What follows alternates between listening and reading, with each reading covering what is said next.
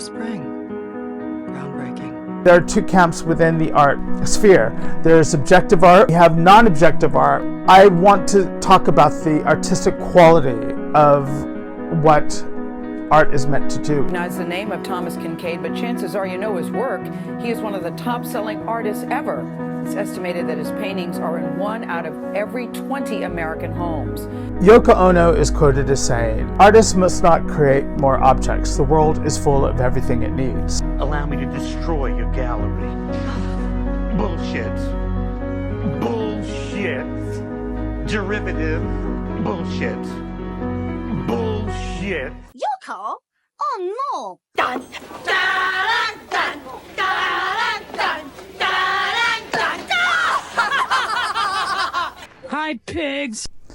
Hello everyone, welcome to my channel. If you're new here, I'm Henry Haight. I'm a multidisciplinary artist, and we talk on this channel all things about the creation of art, theories, practices, art tips, tricks, gallery visits, yada yada yada, my madman ramblings. So, welcome. My pronouns are flames on the side of my face. And You're tacky and I hate you. anywho, today's video is going to be on art, the specific art trends that I find actually tedious or kind of dated. I don't want to say hate, and ironically, having the name Henry Haight as a professional moniker and then saying I hate art is a quite strong statement. However, I do feel that these particular art trends or genres are lost on me, and essentially, how can I say this? They tend to, in my mind, and destined for, the art, graveyard, or virtually kind of stuck in a time warp, in a sense, where charity shops just don't want to actually put the stuff up. But I don't knock the hustle of these things, and it's not to actually diminish what these people do, because I do believe that if that's how they want to create or express themselves, they're free to do that. If people want to buy this stuff, that too is great. However, for me, my own personal sake, I would rather stick a fucking dead insect on my wall than, this stuff. And it's just not for me, but we're going to go from there. So this is overrated artworks that I feel are dated and virtually kind of lost on me. There we go. The first artwork that I kind of get lost on, just like is a hard pass for me, is the work of people like Thomas Kinkaide, where do these idyllic cottage sceneries, rivers.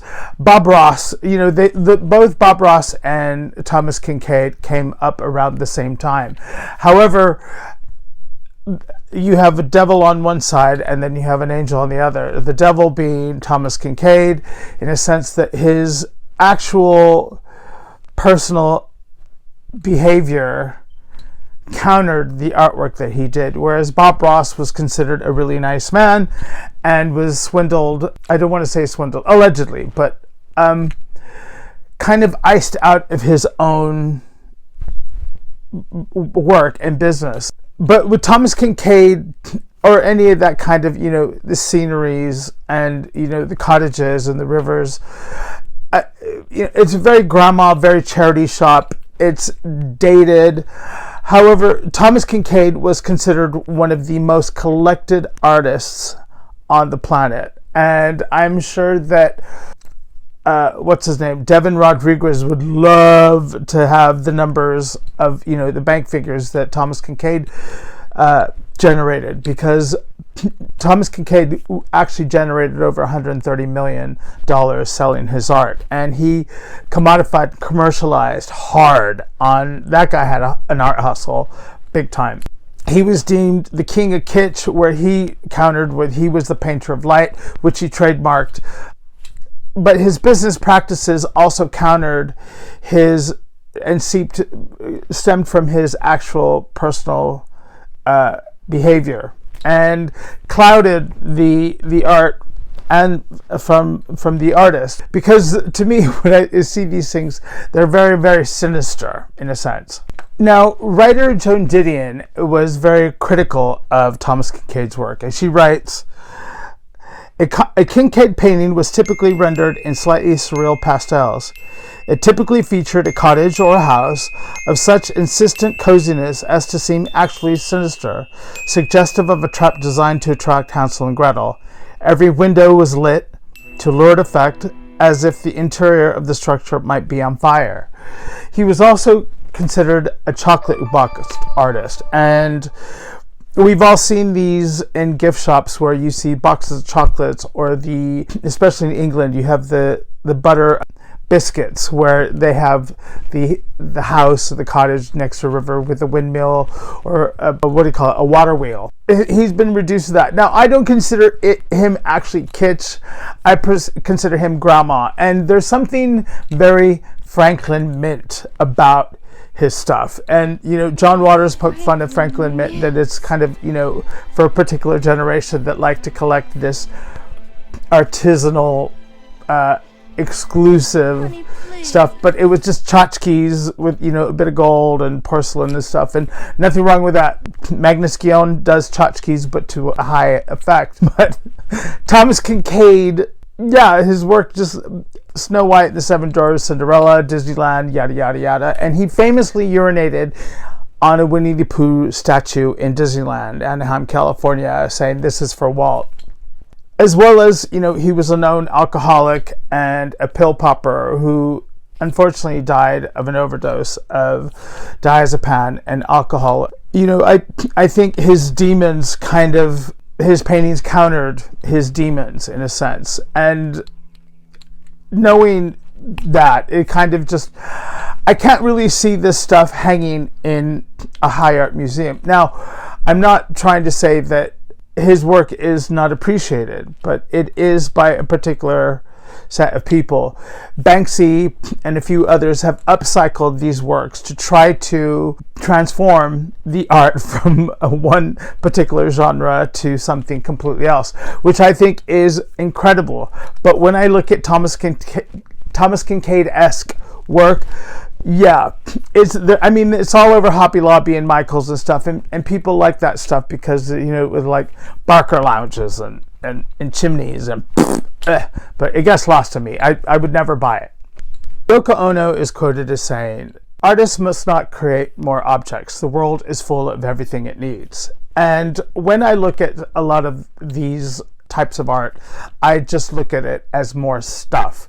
Now, with epoxy resin art, I do find that with those acrylic pouring mediums and stuff, it's just decor that looks like it should be on a doctor's office. We've all seen them, they're just kind of there in the background. No one's actually observing them or taking them in.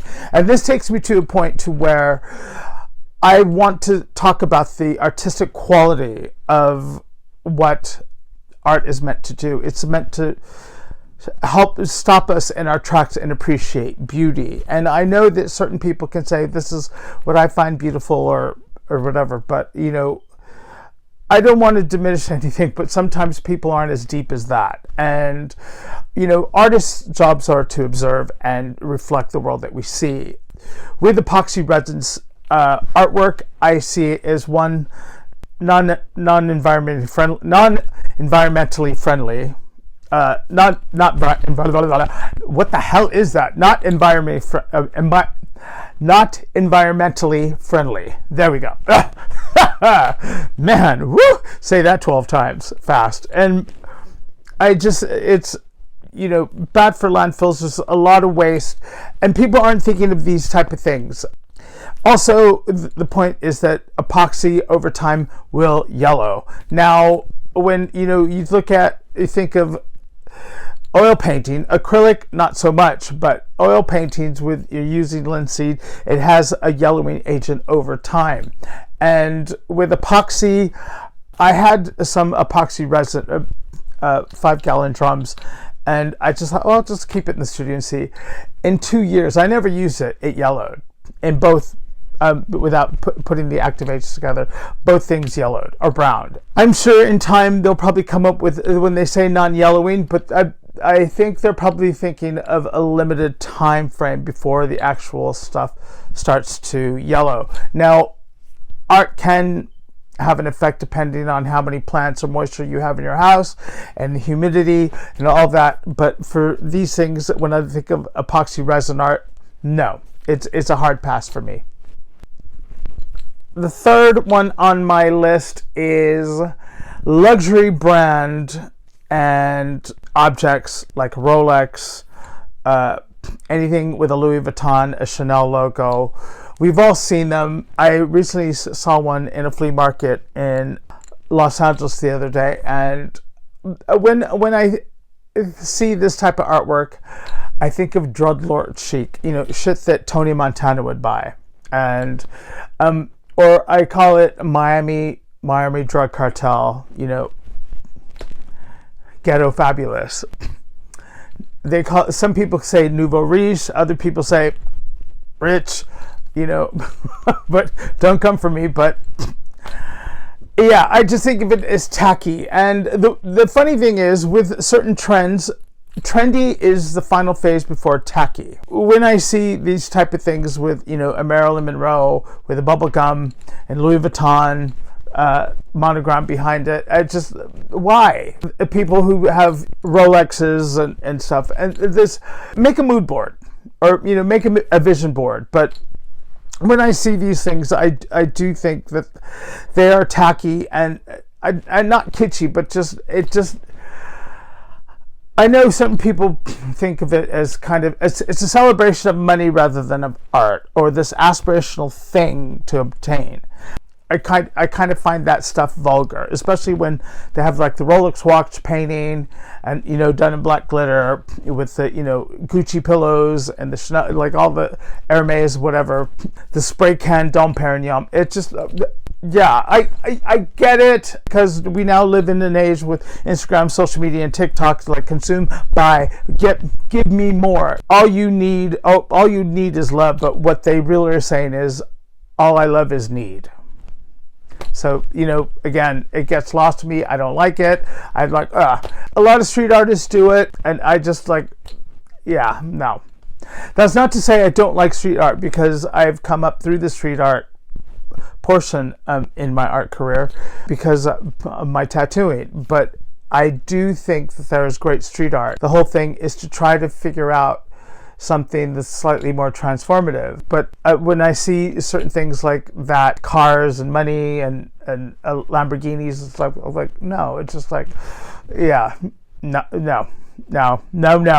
Another one for me, the fourth one on this list, is Squeege art or spin art. Now, we've all seen them where the person puts the little dots of paintings and virtually like squeegees the one thing, and that's it. That's it. Like, you've got the color strips and stuff. Then there's a woman that was doing ads on Facebook with palette knives and then making the squeegee paintings and then putting a little person on top like a mountain or a ski slope. And I'm like, why? The one things that always get me are those little paintings with all the little people that make like Marilyn or Audrey Hepburn or Sid Vicious, different things, but the little people with the shadows. And yeah, once or twice. It's kind of like listening to the Pet Shop Boys. You heard one song, it starts to all sound the same. And that's the same thing for me. But the difference between that type of squeegee art and the type of what Gerhard Richter does with his squeegee large paintings is where he's stripping back the layers of color from that. And in scale, that's great. But with these things on TikTok with the little squeegee and the little dots, and that's it. We're going back to the quality of art. There's really no thought into it. You're just kind of hoping for it, or just splashing the color on the floor and spinning it, and then you pour some epoxy resin on it, and everyone's like, okay, yeah, pretty colors, great. I'm gonna keep walking.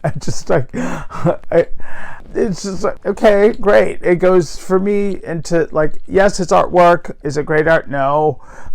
Would I put it on my wall? Hell, fuck no. But That's just for me. I think that, when you start to look at, if you can stand in front of a Gerhard Richter painting, and there's another artist whose mind's escaped me, where Stephen Bua virtually was criticizing her for her squeegee type of stuff, where when she does it, you can actually, your eye travels. And Callum Schwab, who does all the YouTube and TikTok videos where he's spinning the paintings and stuff, some of the stuff looks really cool, but then when it gets to these massive things, it's like, to me, that's, again, when you're getting to those large scale things, there's an ego, and there's only this small amount of people who are going to buy your work, that type of work, because they need a space for it, or it's going to hang in a bank, but then the bank doesn't really think of those type of things in the sense of, it's more for decor for the space rather than either the purpose of investment of the art, and in the hopes of, maybe one day, it could be, but it's a crapshoot. But when it comes to squeegee art or the acrylic spinning things, Damien Hirst did them, and I just, that's the kind of stuff you used to see at fun fairs, where they would have to buy the canvas, and you just spin there, and you pay your $10, and you stick it on the wall, and you don't think about it anymore. But that's what I think about them. I'm completely lost. It's not to say that I don't appreciate what Kellen Schwab does. He's got a hustle. He's out there. He's making these videos for the YouTube generation. And again, it goes back to the environmental impact of all that waste and stuff, which kind of, I don't know. I don't get it. Sorry, it's just the truth. The next one is, we've all seen them. Now, I love the material. I've used the actual material of heavy body acrylics, where they're like puffy and heavy and almost like a spackle molding paste. But when people take the 3D floral sculpture paintings, and they're all over Etsy and Instagram, and people love them, and these floral arrangements. Florals for spring. Groundbreaking. And it's the next step up to me from buying, like, there's people who like to buy plastic flowers in their homes. They will put that kind of stuff on their walls, and then they will also have the Live Life Love posters, or aspirational word affirmations in all over their house and kitchen. And my parents have some of that shit in their hallway, and I'm just like, it gets lost on me. And I always think, one of the things, depending on the person's house, I've seen a few virtually small pieces in charity shops already. It just looks like an unloved toy, this collecting dust, and virtually people forget about it. And again, it refers to ethically and environmentally unfriendly, and I just, along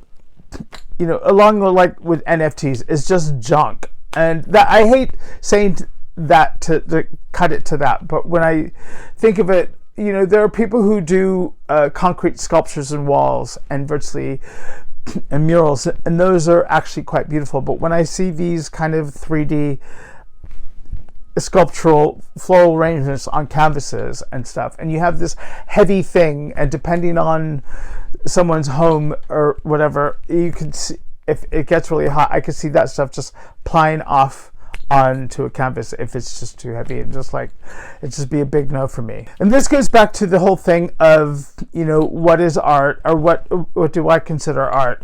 And although art is subjective, there are two camps within the art sphere. There's subjective art, where we recognize shapes, images such as bodies, chairs, lights, mountains, flowers, and we say, okay, even within cubism and line drawings, contour, we can recognize shapes to formulate a particular thing or item. When we have non-objective art, we're talking about the abstract. We're talking about shapes that don't have any correlation to, like, a vase, a chair, a person, but just the abstract of going into a void or a free space to where we feel an emotion, or a space to collectively gather our own emotion. And within that, these things to me don't actually do that, because objective art, although figurative and cubist and all that to emulate what we reflect within our world, abstract or non-objective art is unrepresentational to our world. And I think that there should be, within the quality of art, an emotional connection to where we stop and we see a piece. Now, everyone is completely different to where, when you go into a gallery, you will stop to see, depending on your mood or what catches your eye. And I think, it is important that we try to strive to virtually create something to make someone stop and take notice of what we do. Because through social media and stuff, I do think that art is very accessible to a very good degree. That's great. But at the same time, there's so much of it that we are inundated with these sights and colors and things that we can be overwhelmed. And our brains aren't wired to be overstimulated with so much stuff. And they now have it down to an algorithm to where we can actually be guided into what we're supposed to be looking at or what they want us to look at. And as an artist, you should actually try to counter that, to virtually strive to do something transformative, something of beauty, something that will last forever. Not all artists can do that, but they dedicate their whole lives to that. That's certainly what I'm trying to do. That's probably why you're here on this channel. And I appreciate you guys for looking at these videos. I really do. So, I hope that it inspires you to create or think of what your next artwork is going to be. So with that, I'd like you to hit that notification button, subscribe, let me know what you think in the comments, get all the updates, hit the bell. Most of all, keep creating and look after yourselves, take care of one another. I'll see you in the next one. Yoko? Oh no! Yoko? Oh no!